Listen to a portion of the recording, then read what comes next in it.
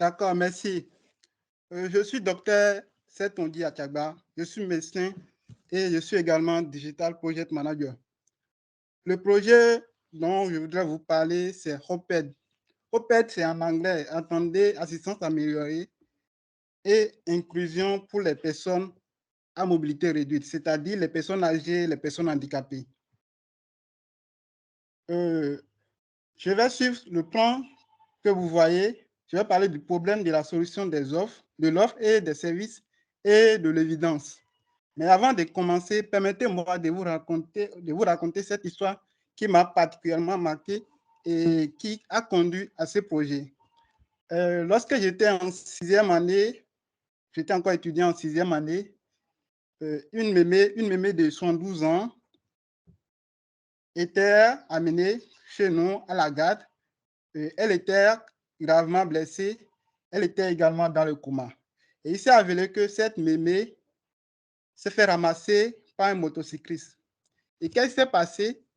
Lorsque nous sommes allés pour savoir ce qui s'est vraiment passé, il nous a été dit que cette mémé était toute seule à la maison, et que son fils n'était pas été en mission, ses petits-enfants étaient à l'école et la femme de son fils était également au boulot.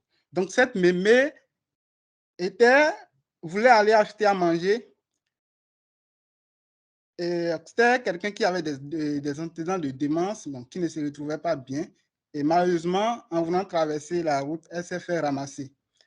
Et donc, ça nous a posé particulièrement des problèmes, le problème d'assistance à ce niveau et également les problèmes de manque d'information médicale. Parce que cette mémé était dans le coma, mais en quelque sorte, elle ne pouvait pas parler, dire ce qu'elle a, parler de ses antécédents. Et donc, il y avait également ce manque. Et nous, on faisait le traitement. Elle était toujours dans le coma. On a calmé la douleur, mais elle ne se réveillait toujours pas. Donc, c'est là on a cotisé entre nous. On a fait une bandylette urinaire et une glycémie. Et il s'est avéré qu'elle est diabétique.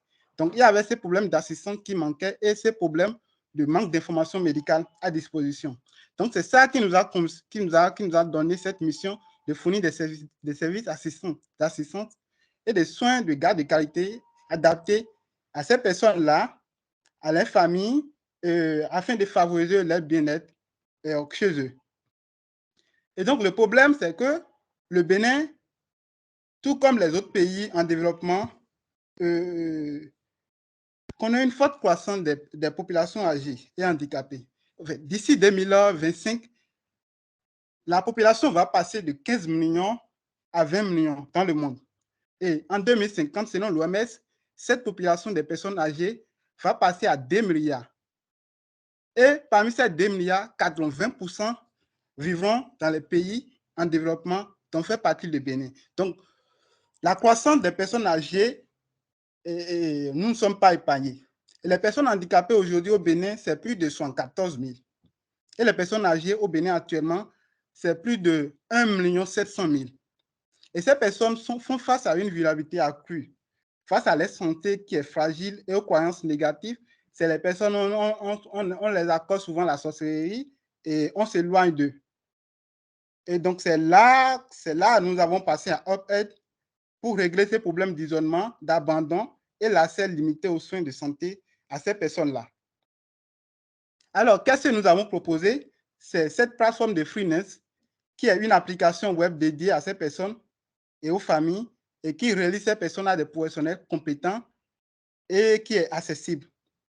Et qui sont ceux qui sont sur cette plateforme? Sur la plateforme, il y a des prestataires qui sont qualifiés, c'est-à-dire les assistants sociaux, les auxiliaires de vie, les gardes malades, les babysitters et les professionnels de la santé, c'est-à-dire les médecins et les infirmiers.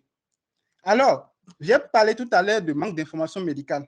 Alors, pour sécuriser le bien-être de ces personnes-là, nous avons proposé un passeport médical intelligent qui a un bracelet médical intelligent avec géolocalisation qui comporte les informations médicales personnalisées de cette personne-là et afin que la personne handicapée qui ne veut pas parler, et s'il vient à l'hôpital, qu'on puisse avoir directement accès à ces informations et si possible la localiser s'il y a une urgence et que ces personnes âgées et qui ne peut pas, qui viennent dans ces situations-là, qu'on puisse avoir accès à les informations et les traiter et éviter des erreurs médicales, les erreurs médicales banales qui pourraient les emporter. Alors, nos cibles, c'est les personnes âgées, les personnes handicapées, les parents et les patients hospitalisés ou en convalescence à domicile, la famille de ces personnes âgées, de ces personnes handicapées-là. Alors, nos offres et services, c'est l'assistance à ces personnes-là,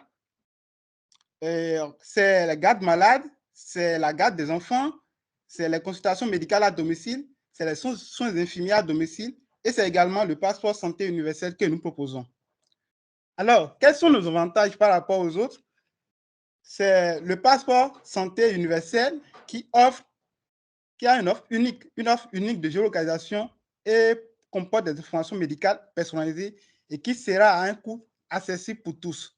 C'est la gamme de prestataires qui est large, qui est sur la plateforme. Vous avez toutes sortes de prestataires, assistants sociaux, les médecins, les infirmiers et également les étudiants. Les étudiants, pourquoi? Parce qu'actuellement, bon, il y a un manque de professionnels de santé au Bénin et en général en Afrique.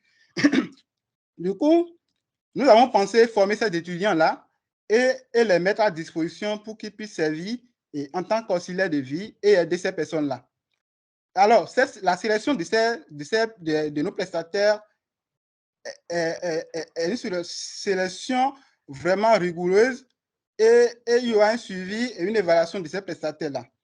Et puisque nous sommes focus sur le bien-être, la priorité à la qualité de vie des utilisateurs, nous assurons gratuitement la formation continue des étudiants que nous allons recruter. Monsieur Saint-Ondy, il vous reste 2 minutes. Alors, quel est notre modèle économique? C'est la commission, c'est l'abonnement qui est à 500 francs. La taille du marché, voilà. Notre stratégie, actuellement, nous avons déjà 118 étudiants qui sont disponibles et pour aider. Voilà, nous allons créer des contenus, élaborer des ressources, organiser des programmes pour ces personnes-là. Alors, joyeux voix, Hoped et changeons la vie de ces milliers de personnes vulnérables grâce à des soins sécurisés et une assistance exceptionnelle. Je vais partager dans le chat le lien vers la plateforme pour que vous pourrez avoir accès. Merci. Merci beaucoup, Monsieur Saint-Ondy. Merci pour le projet. Je vais demander aux différents participants s'ils ont des questions ou des commentaires à faire à Monsieur Saint-Ondy. OK, nous avons Monsieur Patrick qui a levé la main. Vous avez la parole, s'il vous plaît.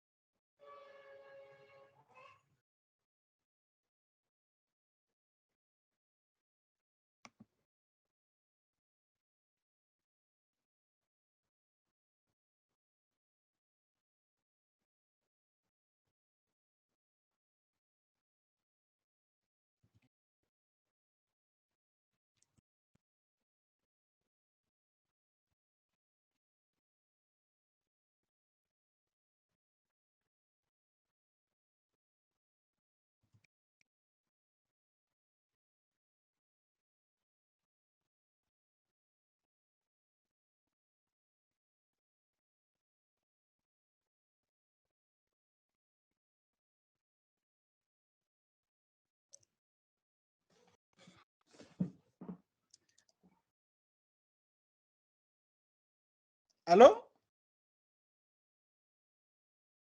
Allô, vous me recevez? Allô?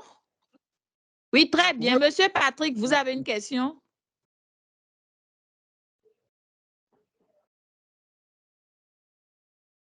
Nous n'avons pas de questions de Monsieur Patrick. Donc, Monsieur Saint-Ondy, nous allons vous souhaiter une bonne chance et puis vous demander. Oui, Monsieur Patrick, vous avez une question? Ou c'était pour le précédent intervenant? Si, j'ai une question. Oui. Bravo, Monsieur Saint-Ondy. Et bravo pour cette application qui a un impact social important. Je voudrais savoir comment vous faites pour la protection des données à caractère personnel. Et deuxièmement, est-ce que actuellement vous êtes uniquement focalisé sur Cotonou ou vous agissez sur toute l'étendue du territoire? Et de ce que j'ai vu dans votre présentation, vous êtes focus étudiant et pas plus et moins les professionnels déjà aguerris. Est-ce une politique, est-ce votre business model qui se développe autour de cela ou comment? Voilà les trois questions que je vais vous poser. Merci bien. Merci beaucoup, Monsieur Patrick. Monsieur Merci, Setondi, vous avez la parole. merci beaucoup, Monsieur Patrick. Euh, concernant la disponibilité, nous sommes actuellement la plateforme est en mode test. Et donc, la disponibilité, c'est national, c'est pour tout le territoire national. En ce qui concerne les professionnels de la santé, non, nous ne sommes pas focus sur les étudiants. Notre modèle économique, en quelque sorte, si nous disons que les professionnels de la santé, bon, si nous mettons l'accent sur les étudiants, c'est parce qu'ils n'ont pas une formation de base pour assister ces personnes-là. C'est pourquoi nous priorisons les formations. Et concernant le modèle économique particulièrement, pourquoi chez les étudiants, la commission est plus basse? Parce que ce sont les étudiants qui n'ont pas encore de revenus par rapport aux professionnels de la santé, les médecins et tout. Les médecins ont un revenu, donc et la prestation des médecins, ce ne sera pas la même chose que la prestation des étudiants.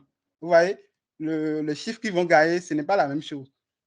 Donc, voilà. Donc, ce n'est pas que nous mettons la priorité sur les étudiants. Non. La priorité, ce n'est pas les étudiants. Concernant la protection des données, actuellement, nous sommes à mesure pour obtenir l'approbation de l'agence qui se charge de la sécurité des données au Bénin. Merci, M. Patrick. Je vous en prie et bravo encore. Merci. Alors, s'il n'y a plus d'autres intervenants, nous allons passer au candidat suivant.